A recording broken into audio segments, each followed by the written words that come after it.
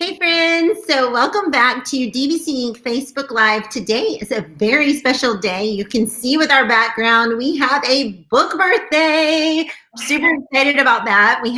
Did you hear my music tone? No, just kidding. I don't think so. We have an incredible book called Pass the Baton that is releasing today. So you are the first to get to hear about it from the authors, and we are so excited to have our special guests, Theresa and Kathryn, on the show with us today. And before we get started, I just wanted to remind everyone who is joining in, hey, Kristen, thank you.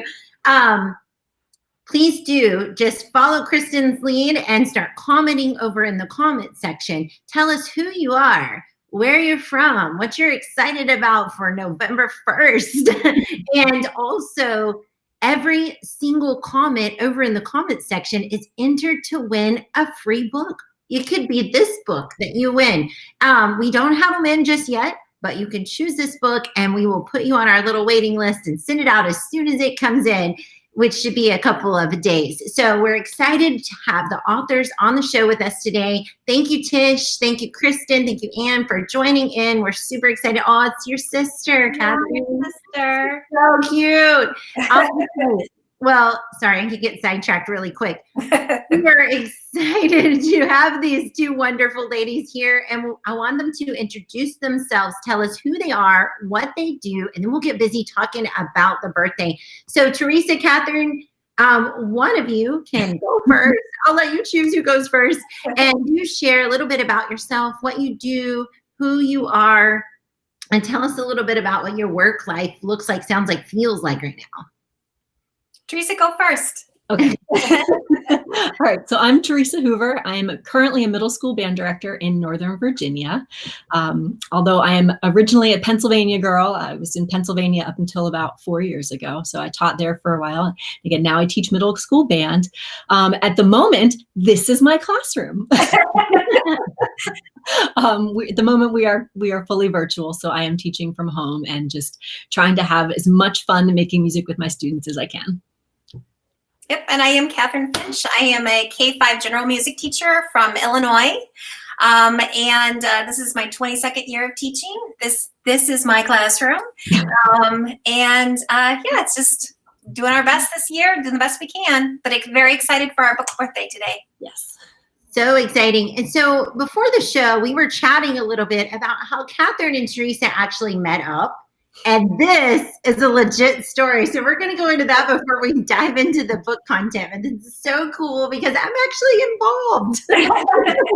Sure. So do tell. So about 3 years ago, just a little over 3 years ago, Kathryn and I both participated in iMOOC, the Innovators Mindset Massive Online Open Course. I think I said that correctly. Yeah. A book study around the book Innovators Mindset. And Tara, how many people were involved in that? So many. I can't even. So she's talking about the Twitter chat. It was intense. It's still, and I work with T-Lab every Monday night, but iMOOC with George Couros and Katie Martin and I is still the fastest, most attended chat I've ever been on Twitter, ever. It like almost blew up my computer every single. Well, somehow in this chat, we discovered we were both music teachers and we were both reading this book and learning and just taking in all of this information. And we were thinking like, these is amazing conversations, but why aren't they happening in the music world? Mm-hmm. It was so great to find another music teacher and kind of blog. And I read her blog, she read my blog. And through the whole process, we kind of just, talked music throughout the whole thing. And it was great to have that connection. It's just so amazing. First of all, it's like finding a needle in a haystack in that chat anyway. And then being able to take the ideas from George's book and implement them in the music world and share those interests. And then later, 3 years later, write a book about it. Yeah.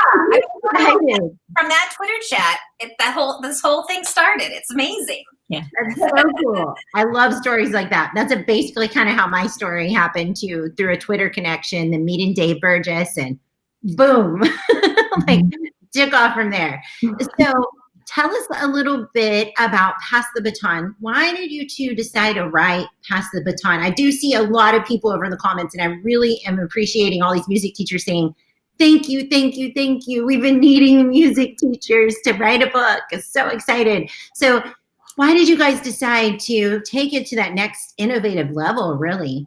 I think share this collaboration with the world. Sorry about that. No, I think when we met and we started talking about, how do you innovate, and for us, how do you innovate in the music classroom?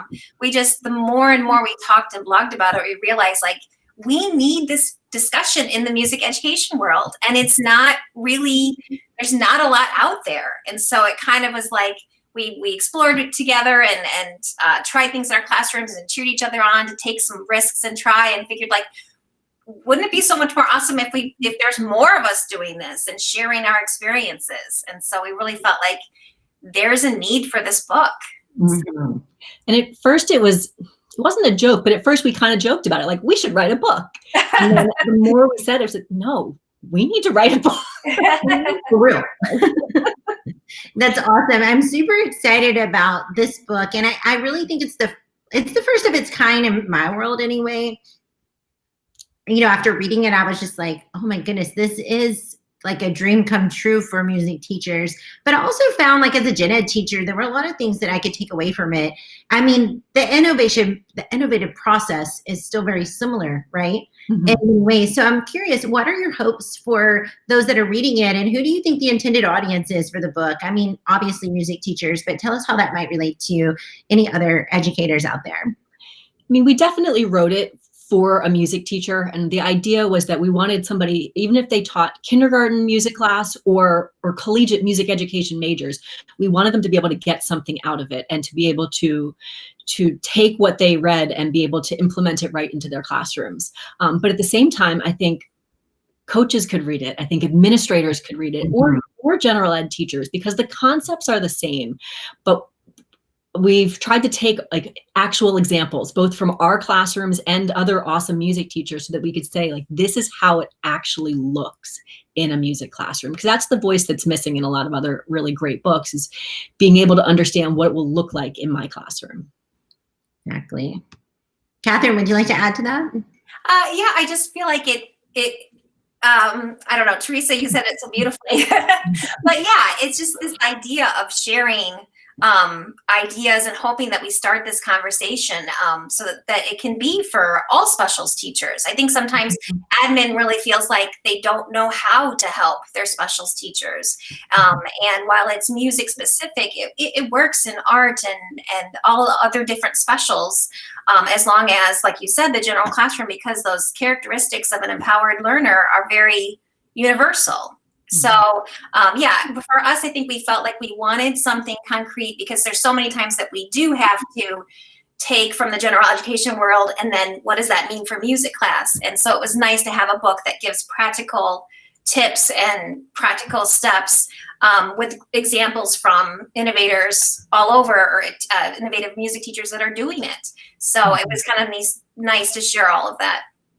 Awesome. So would you mind, both of you actually, would be awesome to hear from both of you, sharing maybe one of your favorite pieces that you wrote in the book and why?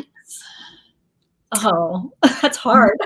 The whole thing. Like picking your favorite child? Yeah. Pick your favorite child right now, online, live. Well, and I think that was what I was kind of saying slightly before, is just, I think my favorite part are these encores that we have. So we get to share in the book, other awesome educators out there in music classrooms that are doing it. So it's not just this thing way up here that nobody else can do, and it's, but it's real, and other people are making it happen in their classrooms. And sometimes as music educators, we feel disconnected because we're in our own school, in our own room. And so it's, opening up that connection of like, there are more of us out there, and look at all the cool things we're doing. So I love the encores for that you get to see inside other people's classrooms and all the cool ideas that they're doing. Can you give us one example of maybe something someone's doing that you guys wrote about, to give anyone just an idea of what something they might be looking for in this book? Well, I know Abigail Blair was here, and she is our chapter 6, right, Theresa? I think so, yeah. Great. And she has these beat blocks that she uses. They're basically like mega blocks, Legos kind of things that kids place together to do a lot of creating with, rhythm-wise, pitch-wise. And she really that chapter shows how like getting the learning and the grappling the questions in their own hands and letting them discover and make the joy of creating is exciting. I mean, I know I use them in my classroom, and the kids light up when they get to like, look what I made. Can I show you? Can I put it on a drum? All those kinds of things. So she's a great example of creation. Fantastic. Theresa, what would you like to add? Okay. Well, now that I've had time to think, I mean, it is really hard to pick one favorite spot, but I think one chapter that I really did enjoy writing was actually about the empowered music teacher, because it's so important that, yes, we're empowering our students and that we're giving them all of these opportunities to take ownership. But I really think a lot of it's going to start with the teacher taking the ownership for themselves first. And that has to do with everything between taking control of your professional learning, but also just tapping into your inner creator, because we all started this journey as music educators loving our music making, right? We all had that inside of us. And I think some of us, it's very easy to forget about that part when you get so in tune to your classroom and so ingrained in doing. So it was really fun thinking about how we were, like how I've empowered myself and how Kathryn has done that, and how other people can take their own ownership. So. And I think that's kind of what you guys were talking about at the very onset of this call too, is just finding each other in that iMOOC, and then realizing, one, we've taken control of our professional learning by joining it. And then you both had blogs. Did y'all start those during the iMOOC process? Yeah, I did. I started mine just before, like maybe 2 months before. That's so cool. George, you have to be watching this right now. So you started your blog and then took that to the next level, and now writing a book. And that's how a lot of us, I mean, I saw Tisha Richmond over in the comments section. Oh, here she is right on the screen. She started out just the same way, getting connected, finding these ways. And she was a culinary teacher, finding ways to make innovation happen in that specials classroom. Very similar thing. And moving in that direction, taking ownership of her own learning, where she goes to find beauty, and then taking it to the next level. And now you two are sharing it out with everyone. Super duper excited. I think you have a lot of people over here in the comment section that are equally as excited. So if we were to, first of all, before I ask this next question, if you, the audience, have any questions for Kathryn and Theresa, please drop them over in the comment section. They did mention that this book is for all age groups of music teachers. So like no matter who you are teaching music to, you should be able to find a way to connect this to your anywhere learning setting. But I know that was one thing, Theresa and Kathryn, that we talked about when we were talking about this book, is how you two were taking some of the concepts in here and applying them in your anywhere learning setting. Can you tell us a little bit about how that's working and how you added those pieces, or how you've shared those on your blog? It's definitely been a challenge, because we worked hard to do all these things in person with the students, and now we had to make a big shift. One thing that we kind of laughed about a little bit as well, back, I guess it was a year ago in August, I had interviewed a girl who was doing something completely innovative, and she taught at a cyber school, and she was having a virtual band. And it was like, oh my goodness, she has a virtual, and we had never heard of such a thing, and how she was doing it. And she was getting these students to come together and to create music. And we thought it was wonderful. And we put it in the book, and we were so excited. And then COVID happened. You were ahead of your time. Oh my goodness, how do we do this? But it was really neat to think about the fact that like she was being innovative. She was really, and then she was able to help take that message and pass it on to other music teachers as well, and to say like we can do this. It's not the same. It is not the same as being in the classroom and having all the students play their instruments together. But there are ways that we can still have them create music together, and we can still allow them to connect, even if we're not all in the same room. And I think that was the biggest part of her message. This was Michelle Rose. Again, she was one of our featured encores, was that you don't have to be in the same room to make music together. And you don't have to be in the same room to get to know somebody. Mm-hmm. And it was something that we've had to remind ourselves of a lot over the last few months. Mm-hmm.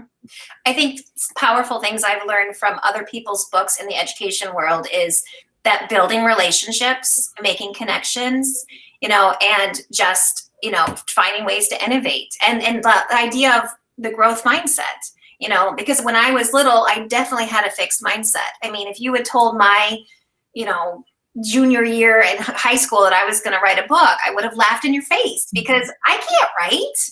I'm not a reader. I'm not a writer. I mean, that just was my mindset. And I've learned by reading it from others that, that the power of the growth mindset, and just starting little and starting blogs, and, and there's just no end to what you can do. So in a virtual world, we're going to figure out a way to innovate. We're going to do it, Yes. And I love that y'all already had that in your book before COVID.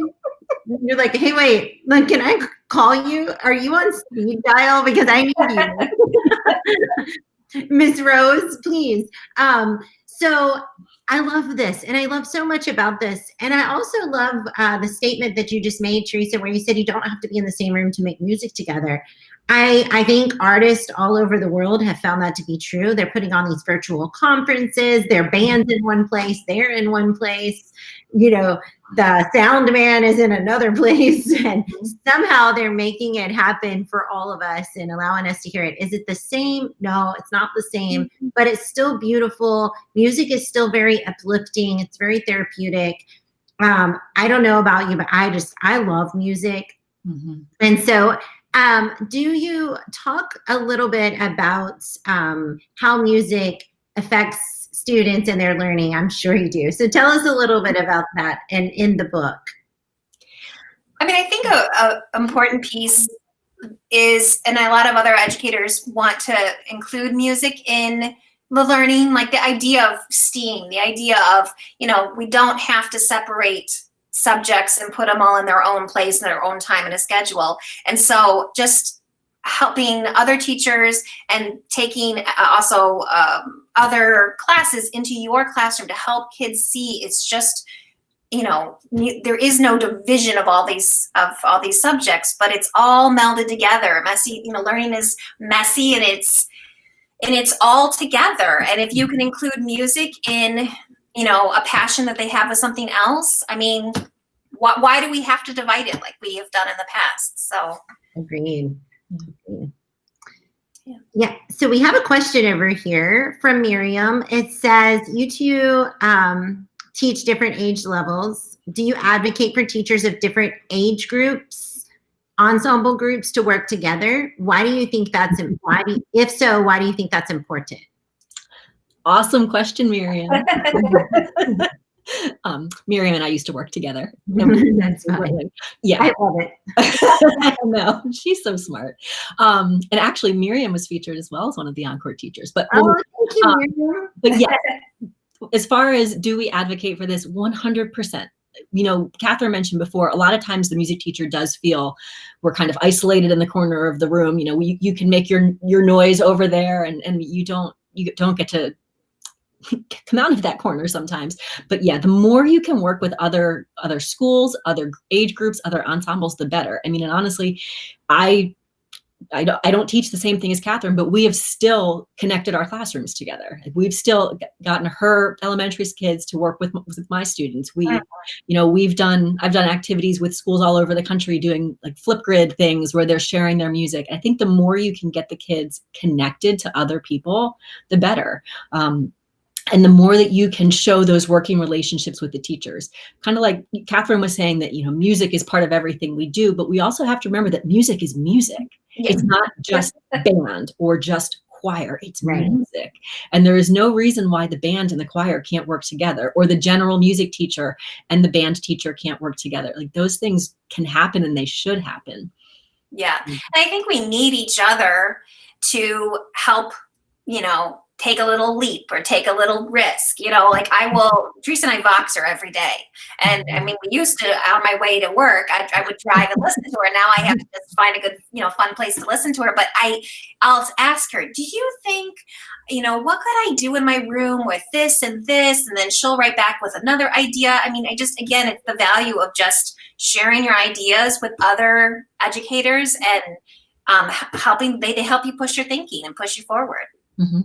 Yeah, and I see it up on the screen. Clara's comment just came up about kids playing with adult professional orchestras. That's awesome, because they get this chance to see, what it looks like when the grown-ups do it, and to be a part of that, and to really have that experience is something so special for them. And I think too, when children are smaller, at least when I was smaller, I thought I was the best singer ever. Like, I didn't have all these reservations that I had as I grew up. I now can play the piano and I can do some things musically, but I still can't sing. But when I was a little kid, you couldn't tell me that. And I love music and I listen to it all the time. And so I love the idea of incorporating music wherever you can. I mean, I work with music on almost all day long. It's a driving force for me. It works for me. I know some people are like, no, that's not going to work for me. But I think for kids in our classroom, I know that in my classroom, we had options for kids to have music writing time with writing music or no music. We had these options. And I think giving kids those opportunities to just explore with music, get a part of their life, is so important. Well, and to be able to, we want the students to be able to think that no matter where they are in their life, that they have that music. So like that they can sing and that they can play an instrument, or if they want to suddenly learn those things, they can do it.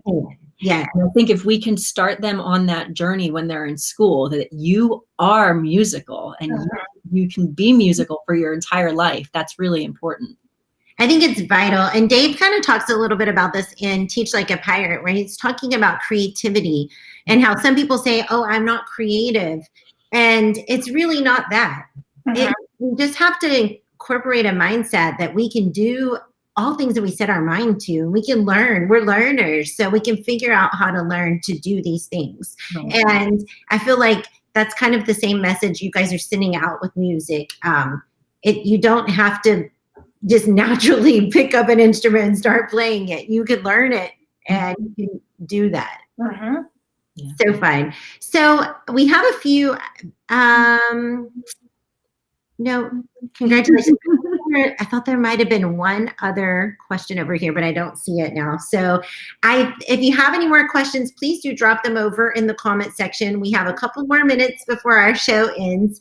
And as we are wrapping up, I would love for Theresa and Kathryn to share their contact information, because if you get this book or you start trying some different things in your classroom where you're incorporating music and you want to share this with Kathryn and Theresa, they would probably absolutely love that. Yeah. So Kathryn, Theresa, please do share your contact information. We'll make sure that Dave includes those over in the comment section as well. Yeah, so I can be found on Twitter and Instagram at Musical Theresa, and I would love to connect and just hear stories about what's going on in other people's classrooms, how they're taking this message of empowering their music students and what they're doing with it. So please reach out. And then obviously I think Dave has put the link to the Amazon link in there, which is great. We also have a website, which is passthebatonbook.com, so you can always check that out too. We have a couple resources on there, and we're trying to add more and more resources as we can, things that teachers can just take the template, use it, make it their own, and go with it. Yeah, and you can find me on Twitter at SingingFinch1. And when we would also love to really connect if as you're reading the book, connect with the hashtag Pass the Baton Book. And I'm on Facebook as well, but Kathryn Harmony Finch. Perfect. So we do have one question. How are your students liking the COVID music class? I mean, they miss playing together. They do. We are trying to make it as fun as possible. Actually, my band kids are really happy right now because we are working on 7 Nation Army and Some Nights from the band Fun. So they like the fact that we're doing some really exciting music. Yes. But they do miss playing with their friends. So we're doing our best. Yeah, we're trying our best with virtual, and my fourth graders, general music classes are going to connect in a few weeks with the Marine Band, and chat online and live stream with them. So we're watching them in action and then developing some questions. So again, we can't be together, but we're going to use what we have to do other things and create and connect. So. Yes, certainly. It's just a different world for all of us right now, but I do feel like for music, that's probably a little like much more challenging. I just feel like it could be a lot more challenging. Yes, but we're doing our best. Yeah, I'm sure you guys are rocking it. Miriam thinks you both are awesome. Miriam's pretty awesome.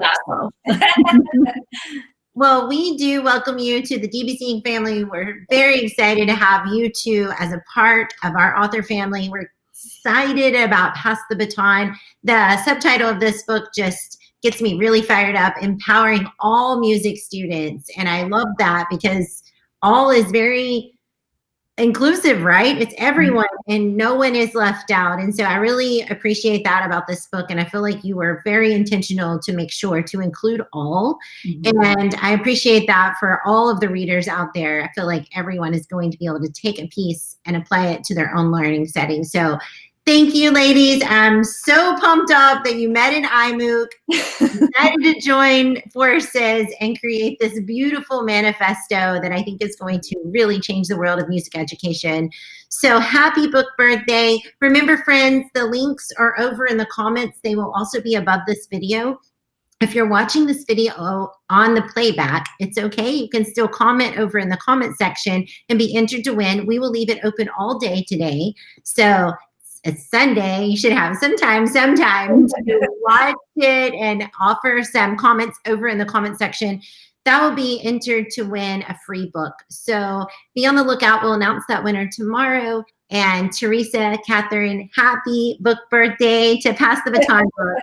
Thank you. And thanks to Dave and Shelley as well. Thank you so much. Thank you, Dave and Shelley. Yeah. They're amazing. All right, friends. Well, we'll see you next time. We'll see you Thursday for sure for our free PD live at 6:30 Central Standard Time. You don't want to miss that. And be on the lookout. We have some more book birthdays coming up just about every week during the fall until December. So keep a lookout. And bye, friends. Thank you so much, Kathryn. Thanks, Theresa. Bye.